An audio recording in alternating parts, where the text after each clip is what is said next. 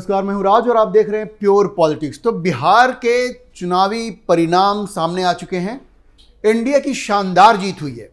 ये जो जोड़ी है नीतीश कुमार और नरेंद्र मोदी की, उसने एक बार फिर से बिहार में कमाल कर दिया है। और देखिए, जितने भी ओपिनियन पोल करने वाले, एग्जिट पोल करने वाले, ये लोग जो ये दावा करते हैं कि वो बिहार को समझते हैं और वहां से जाकर के उन्होंने ओपिनियन पोल किया, एग्जिट पोल किया, किसी ने ये नहीं बताया कि बिहार में इस तरह से नरेंद्र मोदी और नीतीश कुमार की सुनामी थी।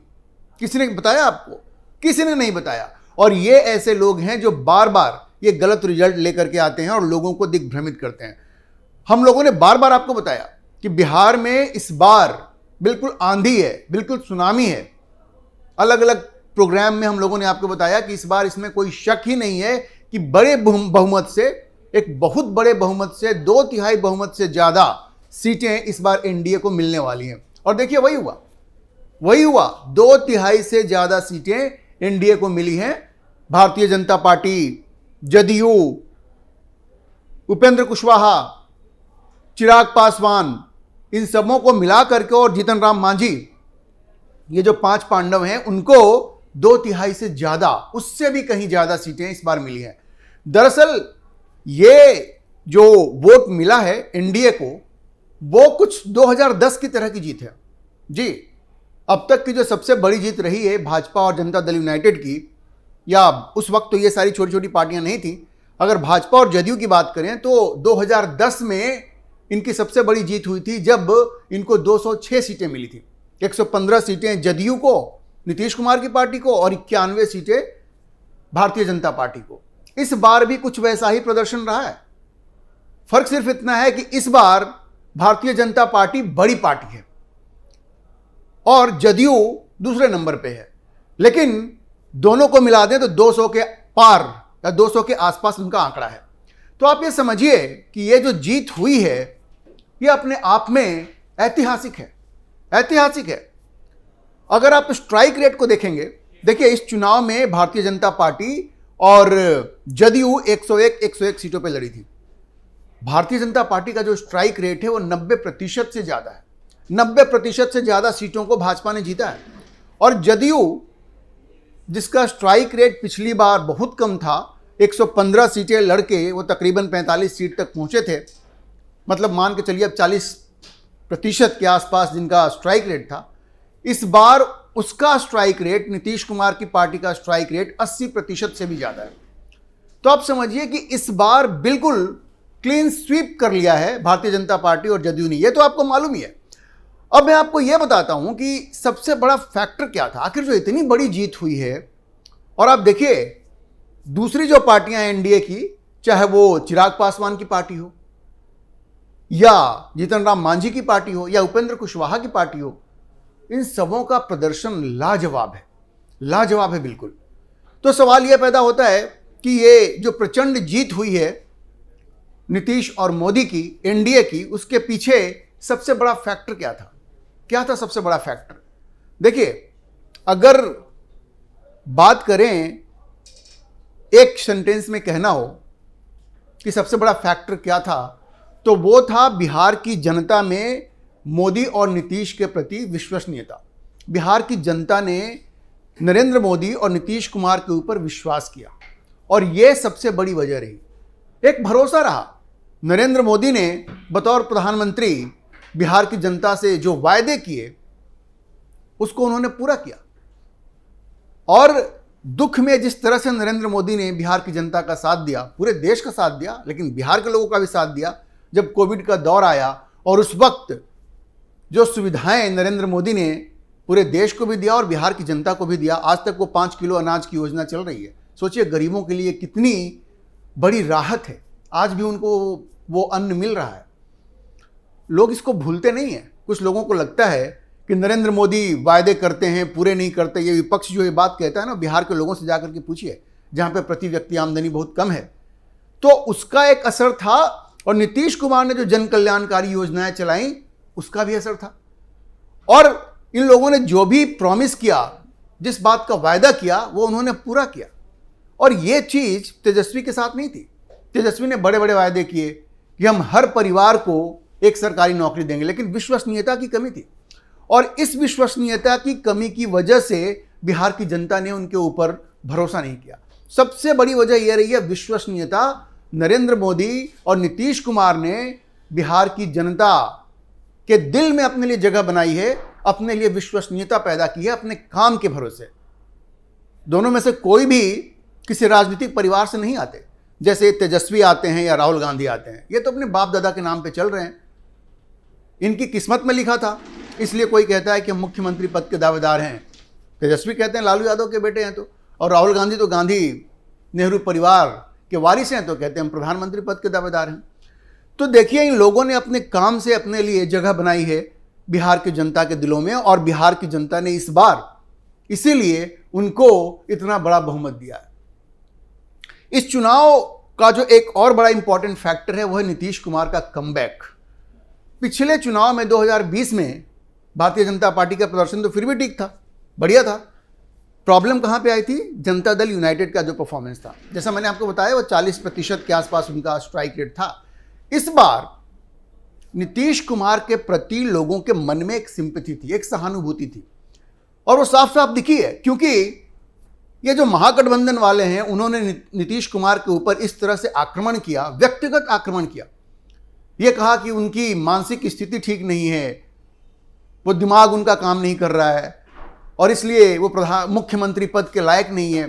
ये जो पर्सनल अटैक किया ना, उसका एक रिएक्शन हुआ है, उसका एक रिएक्शन हुआ, और बिहार की जनता ने अपना विश्वास नीतीश कुमार में दिखाया और कहा कि नहीं भाई, इस तरह का आक्रमण तो ठीक नहीं है।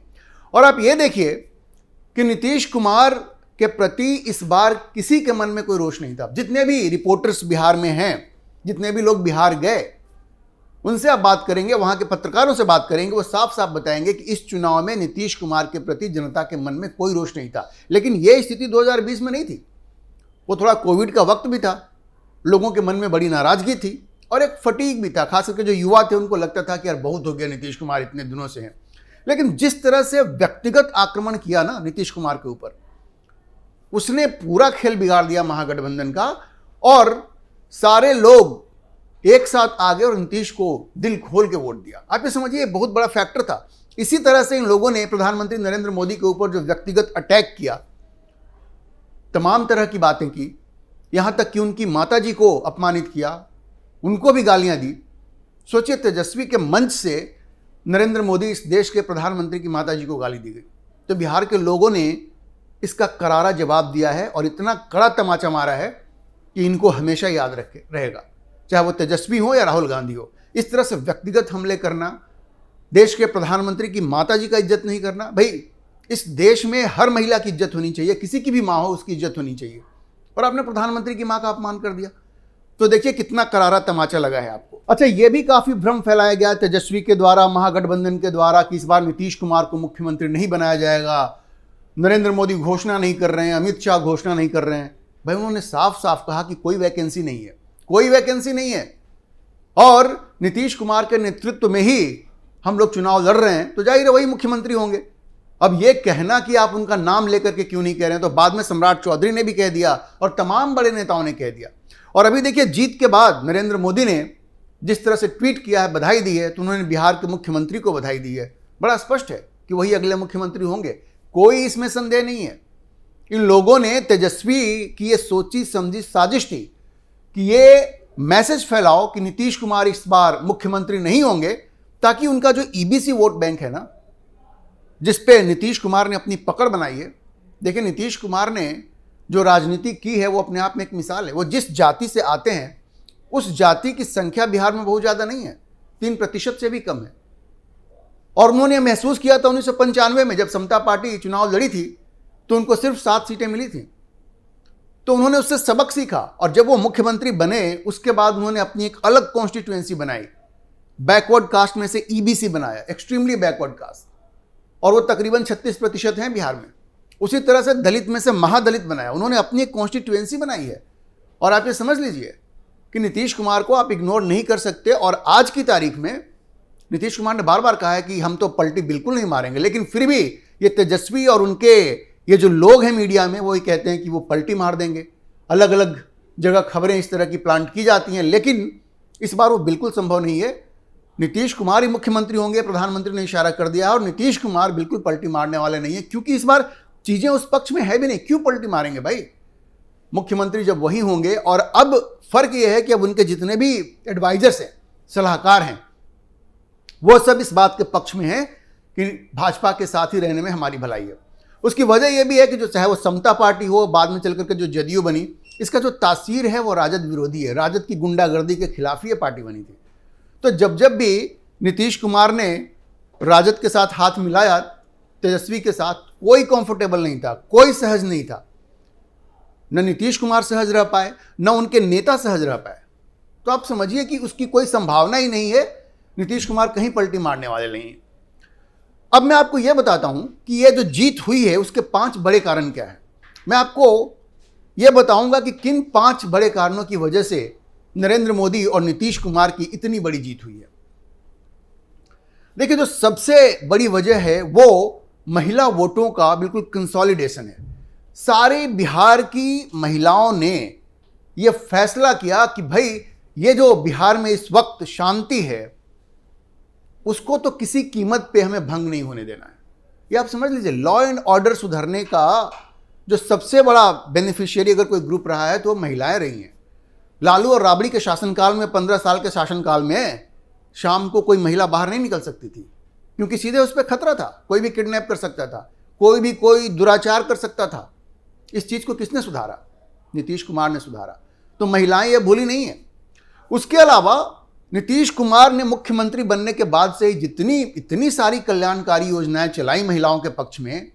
लोकल लेवल पे 50% आरक्षण दे दिया, सरकारी नौकरियों में 35% आरक्षण दे दिया, बच्चियों के लिए साइकिल योजना शुरू की ताकि वो स्कूल जा सकें, और वो बच्चियां बड़ी हो गई हैं। सोचिए, 2005 में जो योजना शुरू हुई थी, आज 20 साल के बाद वो सब वोट देने लायक हो गई हैं, वो सब वोटर बन गई हैं।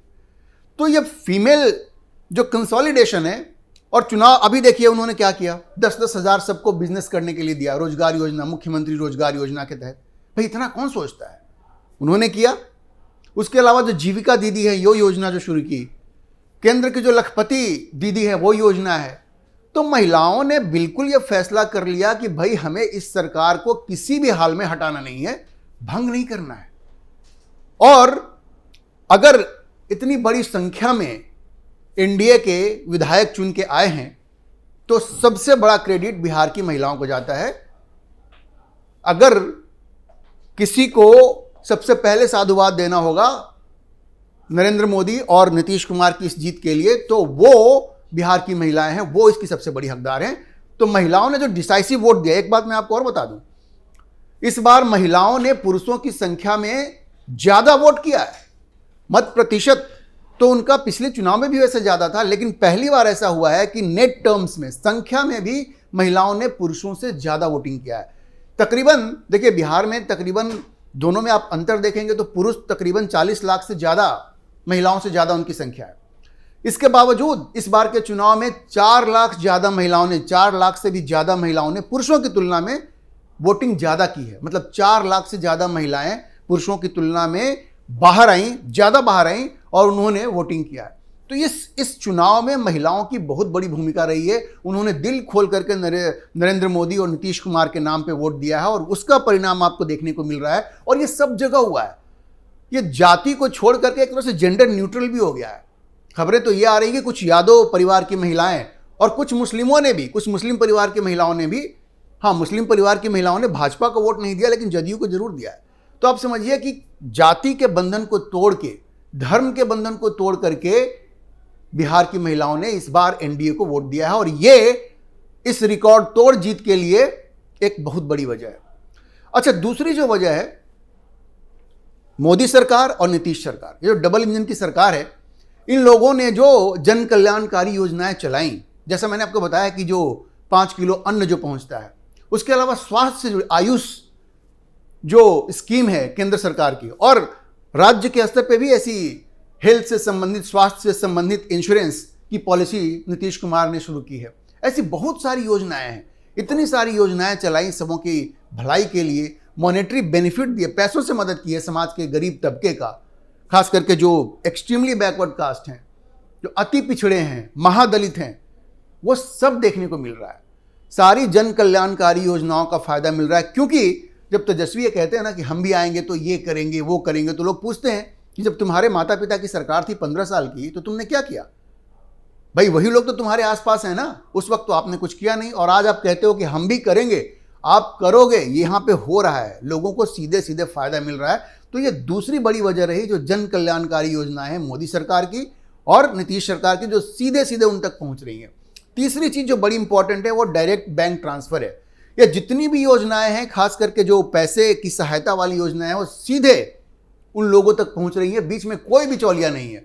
नरेंद्र मोदी ने जो जनधन अकाउंट खोला था ना, उसका एक क्रांतिकारी परिवर्तन हुआ है इस देश में, उसका क्रांतिकारी फायदा हुआ है। अब कोई बिचौलिए की जरूरत नहीं है, हर किसी का बैंक अकाउंट है। सरकार वो जो किसान निधि सम्मान योजना है जो केंद्र सरकार भेजती है, वो सीधे उनके बैंक अकाउंट में जाता है।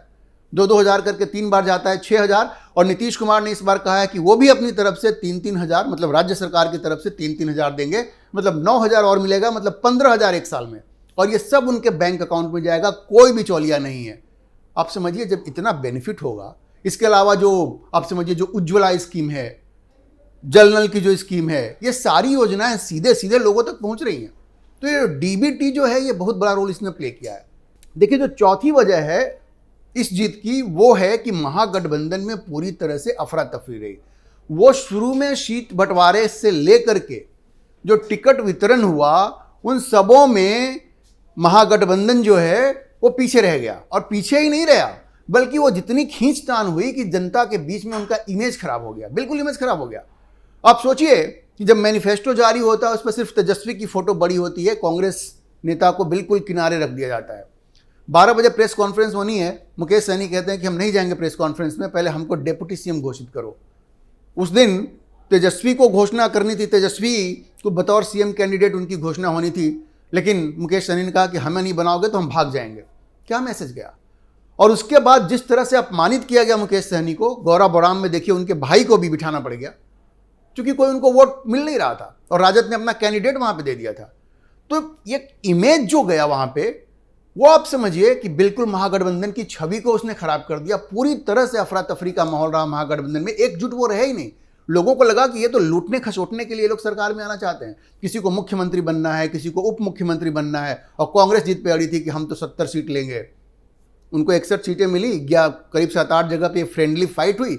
और अभी उनका नंबर देखिए कहाँ पे है, कि 4-5 सीटों पे वो अटक गए हैं जा करके। तो आप सोचिए कि जिस तरह से तेजस्वी यादव ने राहुल गांधी को इस बात के लिए मजबूर कर दिया गन पॉइंट पे कि उनको सीएम कैंडिडेट डिक्लेयर करें, इससे राहुल गांधी और तेजस्वी के रिश्ते भी खराब हो गए। आज वो बातचीत करने के टर्म पे भी नहीं है। तो महागठबंधन की ऐसी छवि बन गई कि जनता ने पूरी तरह से उनको रिजेक्ट कर दिया। तो ये चौथी बड़ी वजह रही। अच्छा, पांचवी वजह ये रही कि भारतीय जनता पार्टी ने जिस तरह से ये इलेक्शन मैनेजमेंट किया है, शुरू से लेकर आखिर तक, वो अपने आप में बेमिसाल है।